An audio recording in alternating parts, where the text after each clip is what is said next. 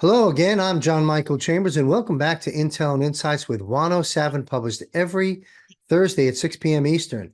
Now, Juan has been serving this nation since the time of Ronald Reagan. He's very well connected, and I'll leave it at that. His clandestine assignments and self-imposed directives, many which are unknown to the public, play a critical role in protecting this nation and its interests for decades. A good friend and most valuable voice and resource over these years here in the new media. Thank you very much, Juan, for talking with me and our audience today. How you doing? Oh, great. Excellent. While in Asia, you shared with me what it might look like in terms of time frames. Look, what I'm saying is, we talked a bit about time frames, locations, sort of the shock and awe, if you will, of disruption and destruction coming to America incrementally soon to the streets of America. And I really urge those listening to do just that and listen up, as this is a deadly serious matter with a victorious ending. But nonetheless, we need to understand about the incoming. So having said that, Juan, what kind of distractions, disruptions, perhaps multiple incoming in various different modes might we receive? And I'll take some notes and follow up with some questions for the benefit of our viewers. Well, the one you don't see coming is really the toughest of them all. If you've got food set aside and you got some savings in the bank and the freezer's full, you got, armament of some sort, your house alarm is set up. Um, you know, you've tried to do everything to be on the offense and not get caught flat-footed trying to, skirt out of the way of danger. But inevitably, it seems like the people that we're having to come up against have gamed things out so completely that you haven't really seen the next play they have. They've got one up their sleeve that you never saw coming. How many people in this audience saw the pandemic coming the way it did months in advance, days in advance? Can you remember the shock? I remember going into a major city just after Trump announced the national emergency, and driving through the city, and I was the only car on the road, a police car. I could not believe it, in the middle of the day on a Saturday, and going down the freeway on Christmas Day when everybody would have been, going over to grandma's house and stuff like that, and virtually not a car on the road. Did you see that coming? Back when I was younger, things like the oil crisis in the early 70s, did people see that coming? Detroit and all the car makers are still making hot rods and high performance, building bigger engines and new tires to handle the higher performance. Our freeways were designed for 70 and 80 miles an hour, unlimited across Montana and Wyoming and Texas and other places. It's insane. And yet we got blindsided because, people are so getting the IRS payment off on time that they just don't have time for the politics and the other stuff. They've elected people into office. They've got business leaders, companies that they work for that take care of those things. They just, show up at work, do my job, and go home, because running a business is work and a hassle, and I'd rather just work for somebody else and let them deal with all that stuff.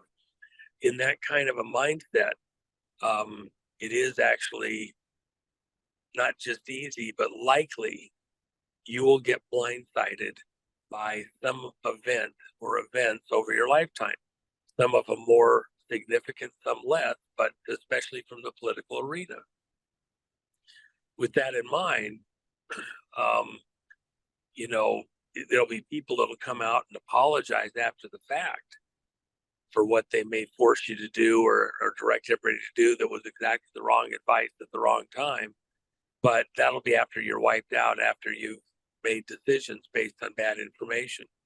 One of the key Japanese leaders, I had a meeting over there a couple of weeks ago, and it's percolated through the ranks. And now you have several of them, just because of the way Japanese culture is set up, that been in powerful positions. If something happens, then it's on their watch, whether they're the father of the family or a leader in the business or the political environment. It's to save face by at least giving the people around you the courtesy, the honor of saying if you were wrong on something and it had a catastrophic consequence. And so here you had one of these key leaders coming forward and apologizing to the whole country, apologizing to everybody for having forced a shot on them, which wasn't necessary, was ill-advised, and caused huge numbers of death and injury out in the population. That's the first of many that you'll see happening around the world in the sports industry, in the military, and in politics around the world as they begin to come to grips with the public stigma of their part in forcing something on people that was ill-advised, wrong, that was somebody else's plan for other purposes than just to fight a disease that was of somebody else's making, that was intentional from the beginning. There's when the devil comes at you, it's with intent. As I mentioned in a previous show, Job, when the devil got permission from God to go after Job, he didn't do it instantaneously. He had to get everything in alignment. An enemy to come after his crops and livestock, an enemy to come after his children. He gets all of these things in play. And then when everything's just right, the conditions are right, when you least expect it, Job's kids were having a party, a celebration of some sort. It was a celebration seasoning. And Job's relaxed, enjoying life. And all of a sudden, a messenger comes in breathlessly. Job, you won't believe what just happened. Oh my God, you can't, it's so horrible. And while the first messenger is still speaking, the next messenger arrives, and then the next. Then the final was the devil wasn't satisfied because he hadn't gotten Job to break, so he got permission from God to go after his health. And, the final whammy, the fourth round.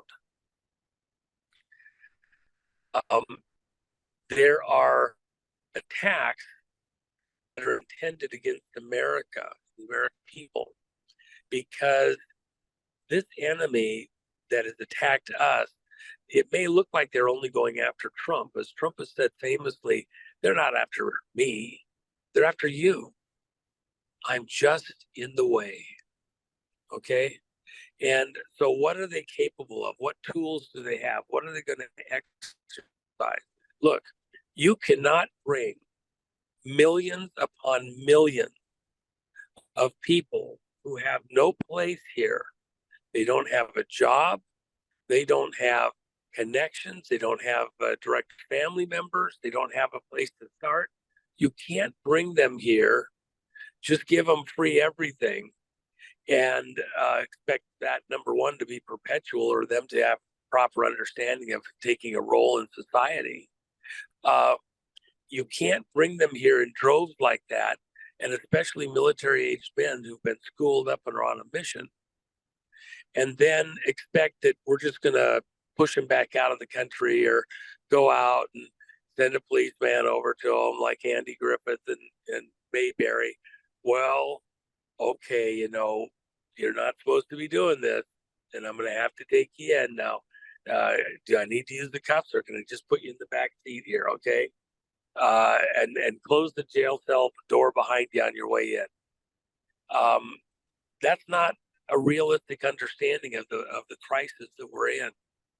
We're in an existential type of crisis. This is life and death for America. As I've stated numerous times over the last several years, this is like a near-death experience for America. What's coming here?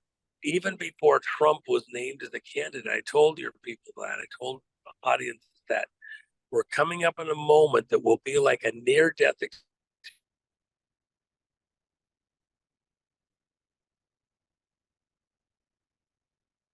All right, those just listening without video realize we're still here.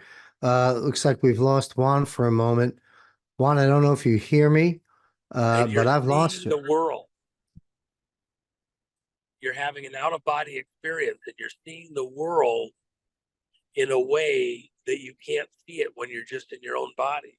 America's population is going to have a near-death experience, an out-of-body experience. They can't believe everything that's happening.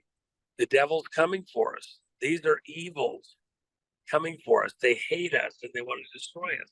And so with that in mind, what you're really looking at here is something that is normally outside the scope of most people's desire to know or understand.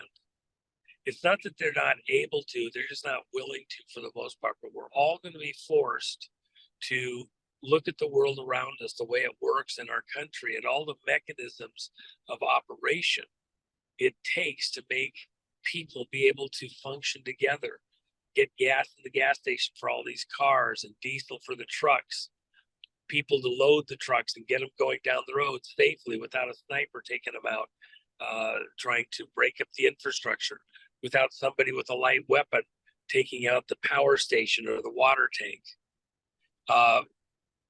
That disrupts the whole community, makes it unable to function, that rips at the fabric of society. See, America, it's like what happened the other day with Biden, or the people behind Biden, moving Biden's mouth and hands, the puppeteers, telling Zelensky out of Ukraine that he has not just permission, but to get on with it and not dawdle. Use American weapons against targets inside of Russia. Get this war amped up. Get this game amped up. Let's blow this to the next level. Well, if you're going to start taking out infrastructure items in Russia, what's Putin going to do? What's he going to authorize going in America behind the scenes? And by the way, we live in a glass house. As that ship in Baltimore showed you, one little whack. Do you know that that was more economically damaging to America than the Twin Towers and Building 7, by the way? Let us not forget. Hello, is everybody paying attention? 2 airplanes, 3 buildings. And by the way, Building 7 was a 50-story megalith. How did it go down? What was the mechanism that made that happen?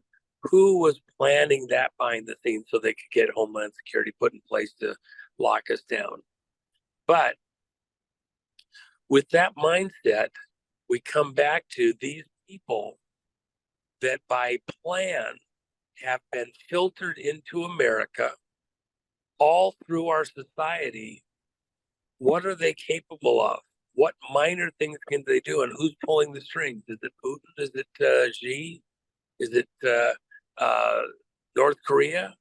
Is it just terrorists? Is it some elite secret handshake crowd who wants America out of the way? When they strike, every one of them will be out of the dark. You didn't see it coming. It'll be in a way you didn't see coming, just like 9/11. You see it coming the day before. Were you worried about it? Not at all. We don't know precisely what one they'll play next because they have a lot up their sleeve. But there's going to be several. It won't be one thing. It's like when you're taking out a building, which is what they really want to do, this home that we call America. They want to take out all the structural supports. And so they're drilling holes in the foundation of America. They're drilling holes in the beams and structures. They're putting explosives in there. And when they act, when the devil pulls the cord, when he hits the button, it will take out infrastructure in a way that makes it hard for America to function and move on. It'll be like you have lead in your tennis shoes and worse. And ultimately into that near-death experience where you can't move your body. You're outside of the realm of the physical. And the only real way that America gets through this in the end is a divine intervention, in my opinion. And I think everybody's going to feel it and know it by the end. They will realize that had not the hand of God himself moved into the situation and protected and blocked what was intended for us, we would not make it through. Everybody in this audience, I think, in large measure, has probably had an experience where they were an instant from some horrible calamity or death. And seemingly miraculously, the hand of God, an angel, an intervention occurred, and you were just in exactly the right place out of sequence at the moment the bullet was fired. The car dodged and missed you. The ice catapulted you one way and not the other. That's the way it's going to be for the whole country. And I think we'll have a collective sense of that on the far side of it. There'll be many that'll be inured to it. They won't want to see it that way. They will want to be blind that God had anything to do with saving America at the precipice. In fact, they'll have all sorts of reasons why it wasn't God and it was a man or whatever. But I think that for those that are looking at all, the vast majority are going to see what happens next over the remainder of this year as a hand of God moment to spare us from some imminent destruction that was headed our way. Well, that's the reason we call it a spiritual battle between good and evil, driven right home there just now. Those of us of faith continue to pray.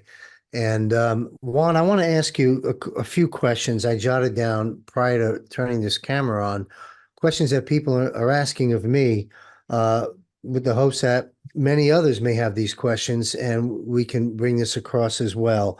Are there any, and I realize, intel and analysis, how much can we put our finger on precisely? Only God knows. But in your wisdom and experience and the information you have and your opinion, are there any particular states or cities, like you talked about multiple different methods and different things that will come upon us, infrastructure hits and so forth. Are there any particular states or cities that you would be willing to comment on that you would have greater concern of these attacks than others? Will there be geographical areas that'll be hit harder or in different ways than others? And what would the recovery periods be back to some level of normalcy in these particular areas? Well, I'm not Nostradamus. I'm not Kim Clement. But I don't think you have to be either to understand that the policies of especially the mayors and governors in certain regions and states have laid the groundwork for much of the lawlessness and inviting in and making sanctuary of certain places for both illegal and for legal mischief. You can look at the event involving BLM and the other similar groups, ANTIFA and other similar groups. Mm-hmm. You can look at their activities and where they were allowed to run amok and anticipate that they'll be the places that's going to happen again. They haven't gotten reined in, so they'll, you sow the wind, you'll reap the whirlwind. beyond that, in the initial phase of what's coming, I think it'll be far more spread out. You'll have 200-300 primary locations where mischief's occurring, and it's again the death of 1,000 razor slashes. It'll be water in one area, power in another. It'll be safety driving down the road in other places, or fires in other places, because the intent here is to make it so that America is not functional. And is there natural disasters, or are they man-made natural, by the way? Black swans, right?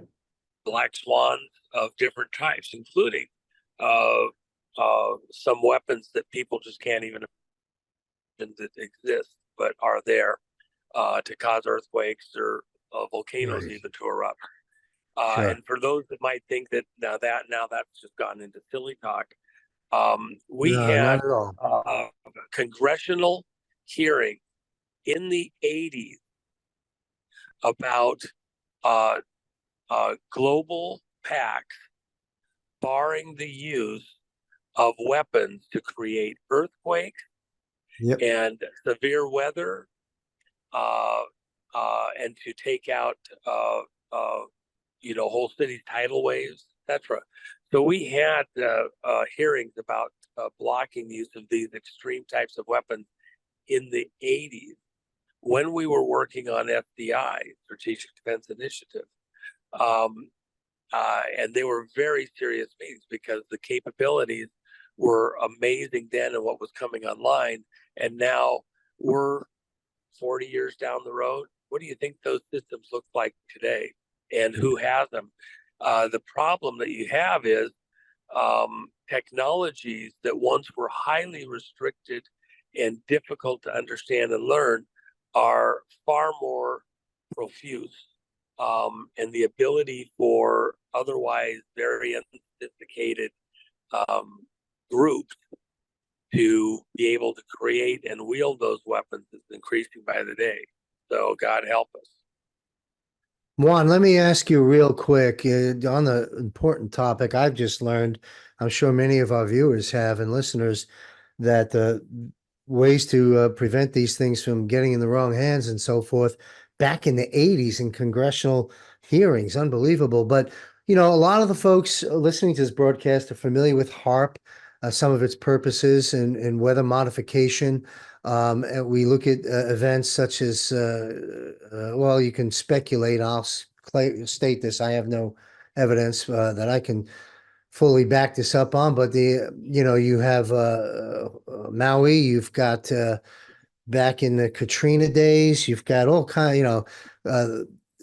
of things creating potentially what look like tsunamis, but may not have been, and so forth. What about 5G? Because it is a military grade weapon.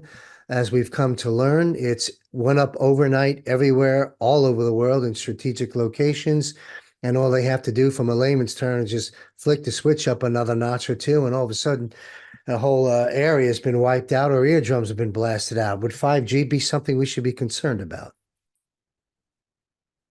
Yeah, it is part of the reason why you have to shut everything off for a period of days and reset, pull some things out because it's a hackable situation. It's lethal. You know, you only need two of the towers in a certain zone distance apart, and they can boil water a mile from them in an intersecting location. And very quickly, you know, a matter of a minute or so. So boil a gallon of water. Well, what are you? Yeah. Yes. You're a body of water. Okay. Yep. If you look at the early COVID, and I may release some of that here at some point in time. There's people that have it, but it bears review. In Wuhan province, we had hundreds and hundreds and hundreds of videos from people that were taken on their phones out across the region in China, there in Wuhan province area, of Mhm. people supposedly dying from COVID. And when you looked at how they died, they're literally walking down the street 1 second, having a nice day, and then all of a sudden they start walking funny and sideways and unable to function. And they started to not be able to walk coherently, fall over, and they're wiggling on the ground. This only took, a minute or two. Well, what was happening? They were getting microwaved. Mhm. Those systems are capable of sending out signals that act like a microwave, and then they can triangulate on your phone itself and cook you. If you got people that can tap into those systems, hack them, then you're in danger, because uh, if they can hack those systems and triangulate on your phone, which is a tracking device, they could pick you out of a crowd, kill you, anywhere you are. That's part of the problem with the 5G. The old cell towers, they're 10, 20 miles apart and sent signals a long distance. These towers are only a mile apart, low power supposedly, but that's the other problem. The power can be cranked up. They just operate in a normal condition, low power. If somebody's hacked the systems, and why do they have the capability of going to high power? What if some sites get knocked out? You have to maintain communications. You can up the signal from some of those remaining locations to help cover the area. That's the logic. So there's a problem. It's not going to get dealt with easily. It was allowed to be in place. It, really is a danger to society until it's detuned to allow us to be safe. Yeah, I go back to, because this is well, heavy stuff that we're listening to here, folks, and I realize it's heavy on our hearts. Go back to what Juan said a moment ago. Divine intervention in the hand of God will arrive. We've got that too. So there are some things we can hedge against, and these multiple different types of attacks that we've been discussing here, and some things we just can't really necessarily fully control. So that leads me to this, Juan. I've always said, saving America is not a spectator sport. General Flynn always speaks about local action, national impact. And all these are good statements and can be applied. But with this level of warfare that's coming at us, any other advice that you can give in a traditional sense, right now, what can people do right now to help save America and protect their families? I mean, it's a big, broad question, but some sprinkle of your views on that. Well, again, the Magna Carta, I've raised it a number of times for your audience. It's a very important document. You have to have the consent of the governed to be a legitimate legal government of the people. Anything else is a tyranny. A tyranny is not a government of God that is God instituted. You had these royalty bloodline groups that claimed that they had the right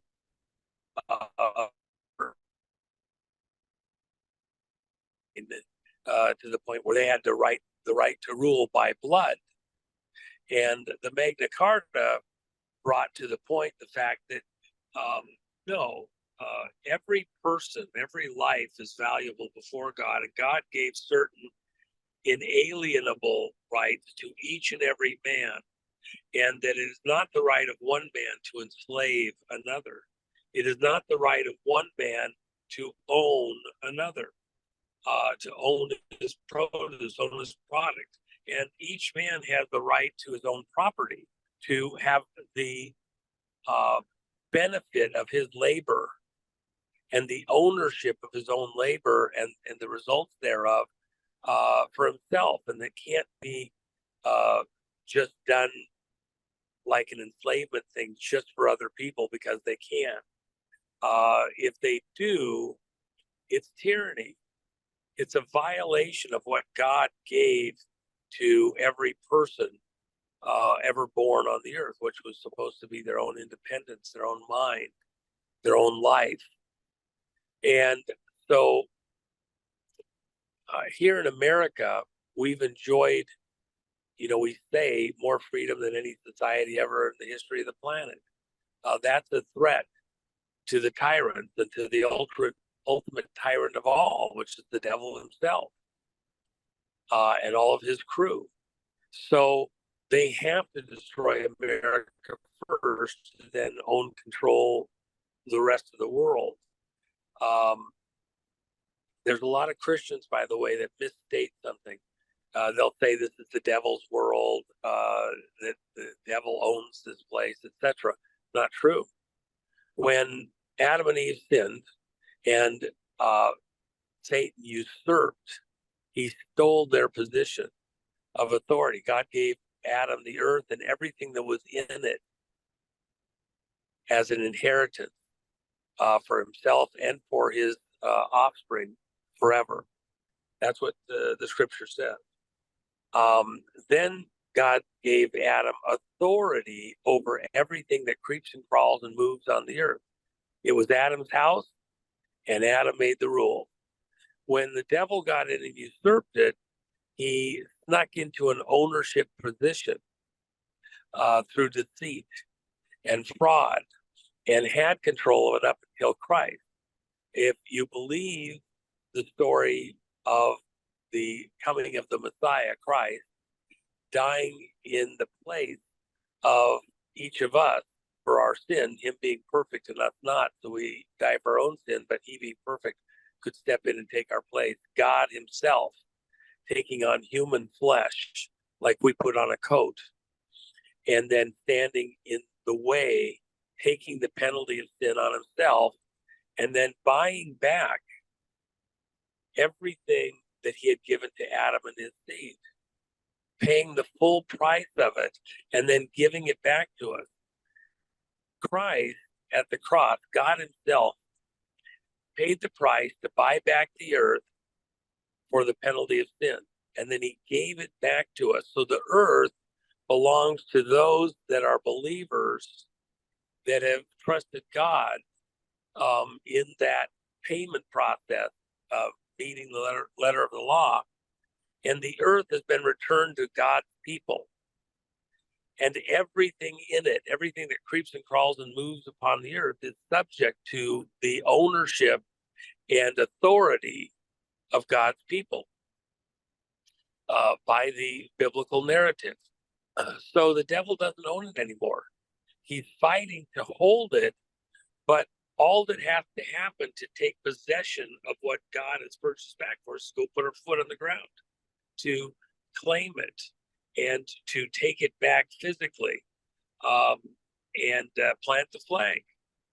So out across the country, out across America, these people have expressed their right to own and govern the way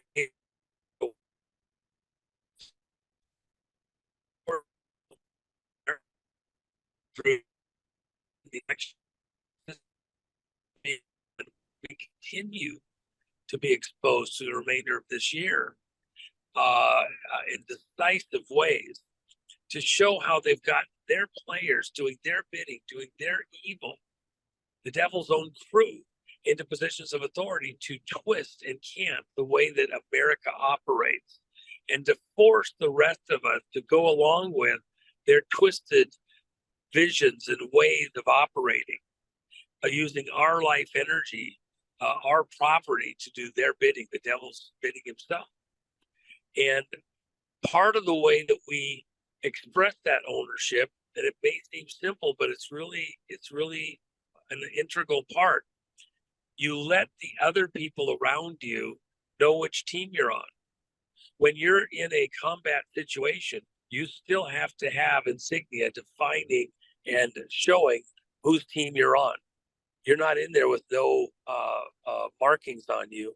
Otherwise, you're a spy. You can be killed on sight. So you wear the flag, you wear information that shows whose force you're on. Here in America, there's been an intimidation factor that has been present for a very long time. Anti-MAGA, anti-Trump, anti-anything. If you have yard signs for a particular candidate, somebody wants to run them down. If you have a sticker on your car, somebody wants to vandalize it. That's been going on for quite a while. These people are very aggressive. Yep. But it makes them look bigger than they actually are, more pervasive, more by numbers than they actually are.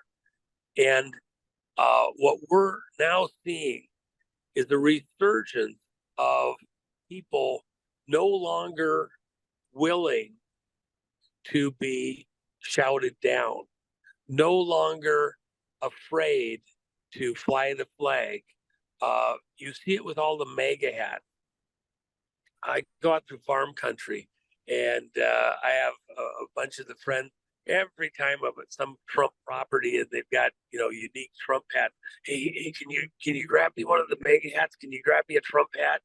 The latest one, and bring it back. They love to show that. They want to let everybody know what's going on. I was in one of the cities I was in the other day when I first flew back into the country. And I had to go out to a grocery store. And as I was looking around, I realized, oh my gosh, every person practically, at least half, but it just stuck out so glaringly. I just was almost in shock. I had culture shock returning to my own country. The tattoos, the markings, the clothes, covered in symbols of death, torment, chains and barbs, people with collars around their neck, the nose ring, lead them around by the nose with a ring in their nose and a rope in it. Okay, the ability to grab them and force them to go wherever you want it to go. That somehow has become jewelry in our society now, pushing a concept that's completely contrary to what America's all about. That Degrading. symbology is everywhere in certain cities, more so than others. I would tell you that is actually an expression of the demonic, and that those locations are more demon infested, devil owned than others. And those are the places I expect to have the greatest trauma, because the storm is about ripping out all of that evil that's been going on in the country and stopping it. And that's why they're screaming so loud. The demons know we're coming. Great points there, and a lot of visuals there for us. And a Well, and lot by of the way, let me just symbols. add one thing, Yeah, John, real quick. sure. I've said also that there's going to be an amazing move of God that will be the greatest. I don't even want to use the word revival, because it's not necessarily, some of these people have never been alive in their life as it is. There's some hand of God, move of God moment coming for America and the world, the likes of which we've never seen before. Doesn't mean it's all over. We're not going into the millennium and it's all happy-go-lucky. It is a moment, and then it gets consolidated. Everybody gets a chance to pick a lane. But there's something coming, like happened in Uganda and it's happened in other countries, that is just, throw the wheelchairs to the curb, get rid of the cane, straighten the backs up, open the eyes. A very New Testament moment coming. And then the rest of the fight. And ultimately, I should have said it in the last interview and I forgot to mention it, but we're going to war with China. That's where you asked me a question about my stuff with Asia. We're seeing this moment coalescing and condensing. Everybody's getting to pick their team, pick a side, and then we're on with the rest of the fight. This is like a pause moment for America and the world, and everybody gets to see how this game is being played and then pick a side. And some of the people you would have thought would be with us will not be, and others that you never would have thought were going to be on our team and looking to bring the world to peace and a brighter place are going to be all in. And so there's a setting of the roster and shuttling of players around on the teams, and then it's game on, headed for Armageddon. It's a brutal moment, but you want to be on the right side of history. You want to be on the right side of these discussions. And part of the way that you get there is by helping the people around you to know that they're not alone. Part of the way you do that, when I went into that store, they were all letting each other know we're in our home turf. This is our place. This is the demons, the devil himself, letting anybody that comes there know. See those tattoos, see that hat, see that clothing. These are all my people. You're on my turf. Okay.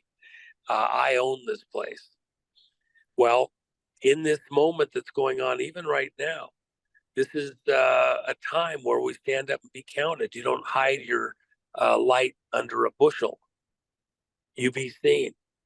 Put your Trump hat on. You know, I have the Megador stuff and jackets. Other people have other things that are beautiful too, that have a message. You know, pick the message you're in tune with, that agrees with you, and you know, take a stand, make it known.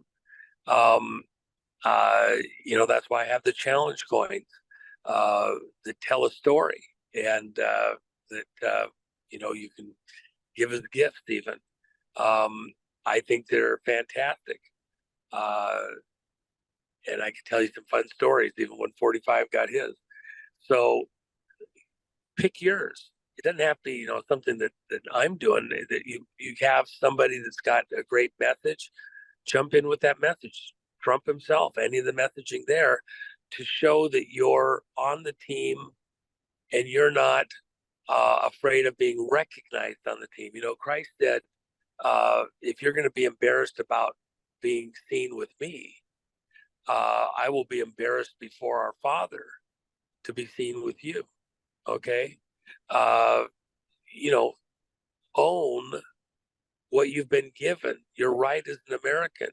Own it back. Take authority. Put your foot down. The reason the devil's taken over the country, the reason all these monsters are getting away with this shit, this bullshit, is because people haven't been putting their foot down. They haven't been making their presence known. They haven't been acting as an occupying force. When Christ was caught up into the heavens, the word that was given to the apostles was a word that we translate occupy until I return, like an occupying army. When you win a place, you then send the troops in and they, you know, occupy every street, every corner until stability is fully returned. And as they get it fully stable, the occupying army isn't as necessary because the people there actually are themselves transformed into a occupying army of their own selves, their own population. And again, that comes back to the Magna Carta. It's the consent of the governed. In large measure, the people of the United States have shown, even with their actions in the donations, wearing the hat, wearing the jacket, flying the flag. You know, I was out in Florida, Jupiter, Florida, the other day, and somebody had one of our large flags on their boat dock down the street from one of the family. And it was very fun to see the Megador flag flying there. It's just, you know, you pick a lane and then don't be afraid to be seen in it and own it. People do it for sports teams. That's People right. do it for their, you know, lifestyle choices. Are you going to be afraid to be seen on the right side of history within what is true America? No. And then that helps everybody else to kind of measure up, own up, shoulder up. Who are my allies in this room? Well, the guy at that hat and the guy at that hat, those guys are probably my allies. It puts them more at ease. It also makes Oh, the yeah. other guys have to think twice. Am I going to be a smart ass here in this crowd? Am I going to look like a genius when I start acting and spouting off smart ass stuff? Look at the reception De Niro got the other day. Okay. No. He thought he was going to be received as the genius there at the trial. And Mm. it's like, really? The country's in a different place now, and it's going to a different place by the hour. Absolutely. I'm sure our viewers and listeners are uh, doing what I'm doing here. I've taken some notes. I'll comment on a few, but we can think of so many examples of what Juan is talking about right now. About representing what you believe in by decor, let's say. So, for a couple of things that come to mind is, well, Yankees and Boston. When you go to a Yankee game, you're wearing a Boston cap or you're wearing a New York Yankee cap. You've picked the lane. You've got, you see Roger Stone wears T-shirts. Roger Stone did nothing wrong. I was online once at the airport with General Flynn, and he had "Fight Like a Flynn" shirt on when that slogan was hot. You see President Trump, the MAGA hats. You go to a Trump rally, it's swarming with red hats. I think of Rod Serling, the Twilight Zone, Night Gallery writer and director, etc. He would have a field day analyzing society today and make some incredibly good programs, especially black and white as they were.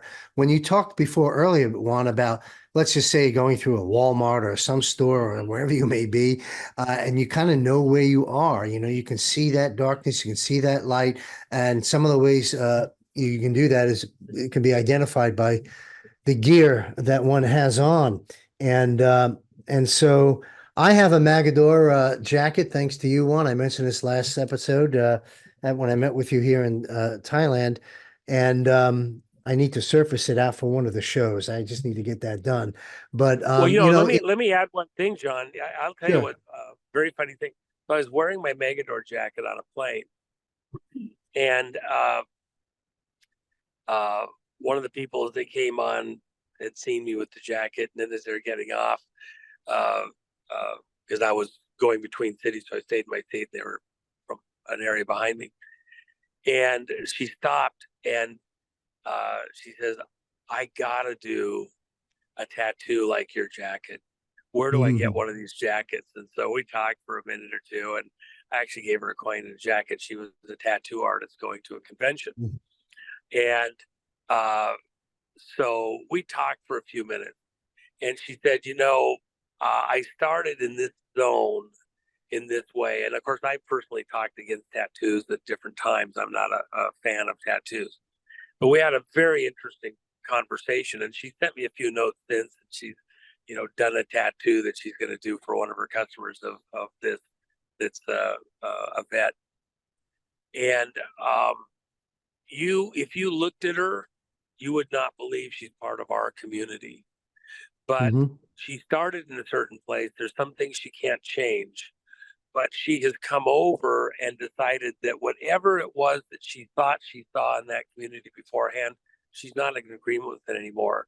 And so she's on the turf that she has lived in. She's not leaving it, but she is owning it in a different way. And she says, it's amazing how many people within this community have become quite conservative. They were rebels to begin with, but now they're rebels going in a different direction.